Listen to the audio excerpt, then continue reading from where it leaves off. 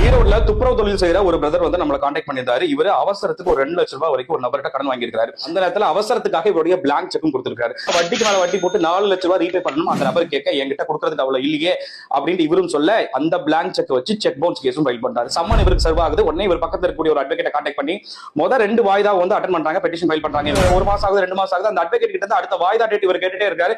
இல்லங்க இன்னும் டேட் போடல, நான் டேட் போட்டோம்னு சொல்றேன்னு சொல்லி இவர் போஸ்ட்போன் பண்ணிட்டே போயிட்டு இருக்காரு. ஒரு 3 மாசத்துக்கு பிறகு அந்த அட்வொகேட்டை இவரால கான்டாக்ட் பண்ணவே முடியல. 3-4 மாசம் கழிச்சு கோர்ட்டுக்கு போயிட்டு இந்த கேஸோட ஸ்டேட்டஸ் என்ன நிலைமையில இருக்குன்னு போய் விசாரிக்கும் போது தான் தெரியுது 2-3 வாய்தாக்களா இவரும் ஆஜராகல, இவருடைய அட்வொகேட்டும் ஆஜராகாததுனால பெட்டிஷனர் சார்பா வந்து ஆர்டர் ஆகி இவர் 3 மாதத்துக்குள்ள அந்த பணத்தை திருப்பி செலுத்தல அப்படின்னா இவருக்கு 4 மாதம் சிறை அப்படிங்கிற மாதிரி ஆர்டர் பாஸ் பண்ணிருக்காங்க. எதிர்மனுதாரர் கிட்ட காசு வாங்கிக்கிட்டு வாய்தா டேட்டை பத்தி இவர்கிட்டயும் சொல்ல அவரும் அப்பியர் ஆகல. அதனால அவருக்கு சாதகமா வந்து தீர்ப்பாகி இப்ப இவர் அரெஸ்ட் ஆகக்கூடிய ஒரு சூழ்நிலைக்கு உருவாயிருச்சு. ஒரு அட்வொகேட்டா நம்ம வந்து ஜெய்பீம் படத்துல வர மாதிரி ஃப்ரீயாலாம் சர்வீஸ் பண்ண முடியாது. வாங்கின காசுக்கு கொஞ்சமாவது வேலை பார்க்கணும். தப்பான இடத்துல காசு வாங்கிட்டு இவ்வளவு கேவலமா தொழில் பண்றவங்க அட்வொகேட்னு சொல்றதுக்கே வந்து எனக்கு அசிங்கமா இருக்கு. ஏன்னா இந்த தொழில கண்ணியமா பண்ற பலர் இங்க இருக்கிறாங்க.